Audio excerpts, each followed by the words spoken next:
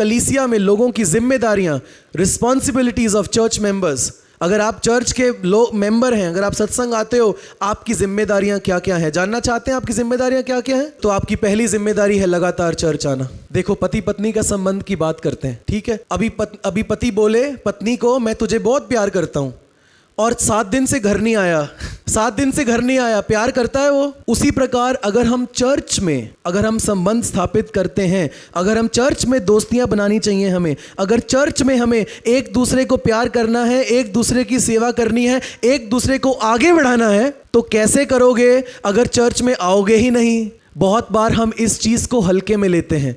Church आना बहुतों के लिए बड़ा हल्केपन की बात है। मतलब जब we come to church according to our convenience, हम हमारी सहूलियत के हिसाब से चर्च में आते हैं। कितने लोग हैं जो अपनी सहूलियत के हिसाब से ऑफिस जाते हैं? कोई है? क्या हम ऑफिस हमारी सहूलियत के हिसाब से जाते हैं? हल्का सा पेट दर्द हो तो भी हमें ख्याल आता है कि अगर मैं पेट दर्द के मारे छुट्टी कर लूंगा तो मेरा क्या हो जाएगा? क्या हो जाएगा? तनख्वाह कटी जाएगी। हम अपने नौकरियों पे नहीं जाते हैं सहूलियत के हिसाब से। खुदा के घर क्यों?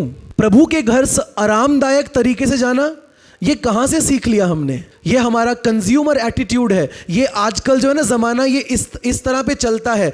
हम अपने मर्जी से जो मुझे अच्छा लगता है हम करना चाहते हैं। हम किसी चीज़ को अफोर्ड कर सकते हैं तो हम कर लेंगे। वो चीज़ मुझे पसंद है तो मैं वो चीज़ को पालूंगा, ये चीज़ मुझे नहीं पसंद है तो मैं इस चीज़ को नहीं करूंगा। और ये सोच विचार के साथ हम चर्च को भी ले लेते हैं और हम सोचते हैं मैं चर्च जाऊंगा अपनी सहूलियत के हिसाब से या तो अपने मूड के हिसाब से। परमेश्वर ने कहा था नहीं, ऐसे नहीं। इसलिए अगर आप एक चर्च के मेंबर हैं, अगर आप एक चर्च के हिस्सा हैं, आपकी पहली जिम्मेदारी है, फर्स्ट, ये नर्सरी क्लास है। मैं सुबह सेक्टर 14 बता रहा था, ये नर्सरी क्लास है। कौन सी? लगातार चर्च आना तो एक शुरुआत है, बेबी स्टेप है लगातार चर्च आना। और चर्च अटेंडेंस को हल्के में नहीं लेना। देखो बाइबल क्या कहती है, कुछ लोग इसको हल्के में लेते हैं। बाइबल बताती है, Hebrews 10:24-25, पवित्र शास्त्र बाइबल हमको सिखाता है, इब्रानियों की पुस्तक 10वां अध्याय 24 और 25 पद संख्या, इस बात का हमें ध्यान रखना है।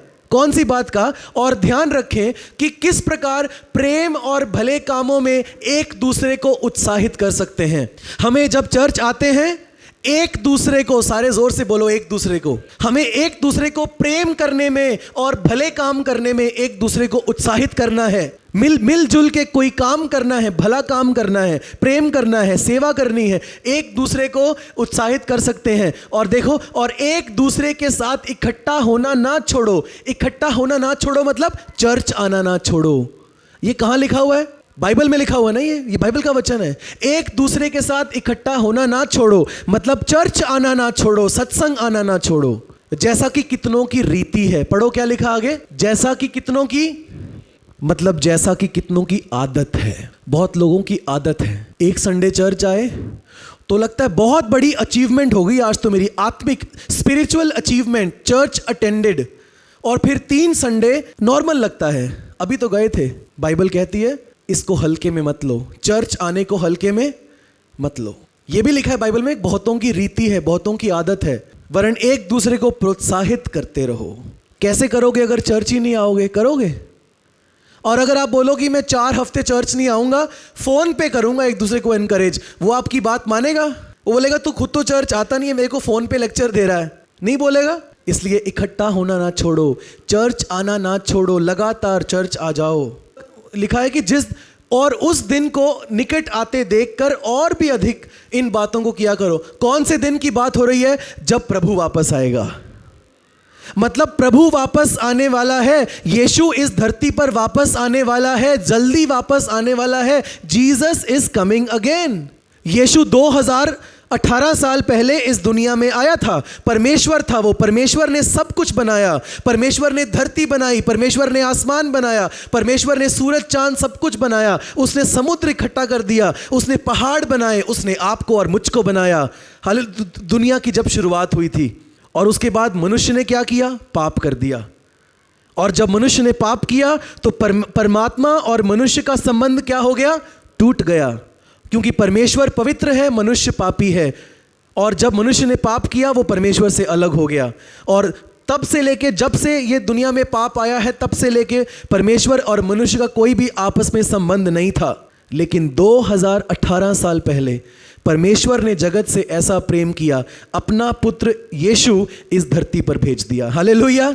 ताकि उस क्रूस पर जो आप देखते हैं, जो पाप आपने और मैंने किया है, जो गुनाह आपने और मैंने किया है, जो दुष्कर्म आपने और मैंने किया है, मन से, वचन से, कर्म से जो हमने पाप किया है, उस पाप की सजा प्रभु यीशु ने क्रूस पर अपने ऊपर उठा ली। और वो धर्म ग्रंथ के मुताबिक यीशु क्रूस पे मर गया।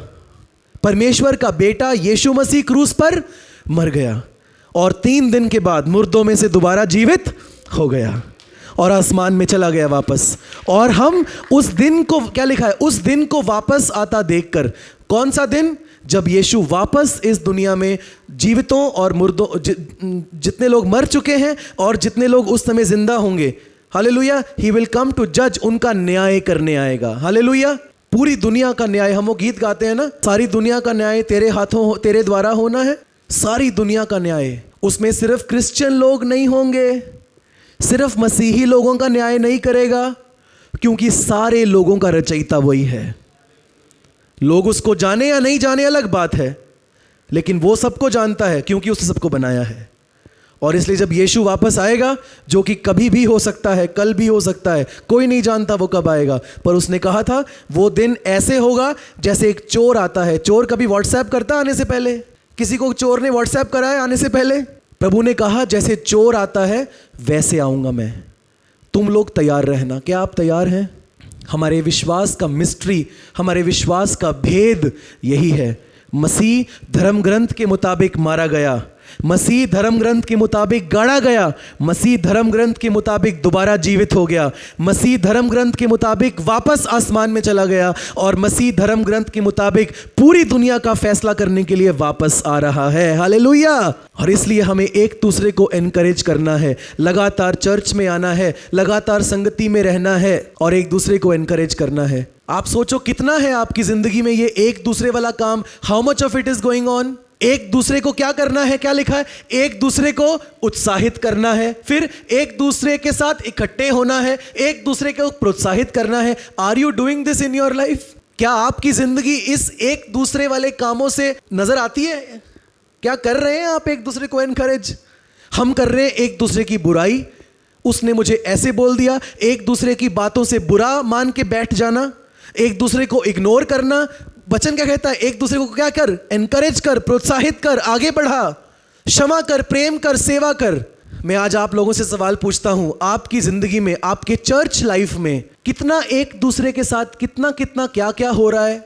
कभी बैठ के लिस्ट बनाना, क्या कर रहे हो एक दूसरे के साथ? कितना एक दूसरे को प्रभु में बढ़ता हुआ देखना चाहते हो? कितना एक दूसरे को प्रभु के रास्ते में चलने के लिए एनकरेज करना चाहते हो?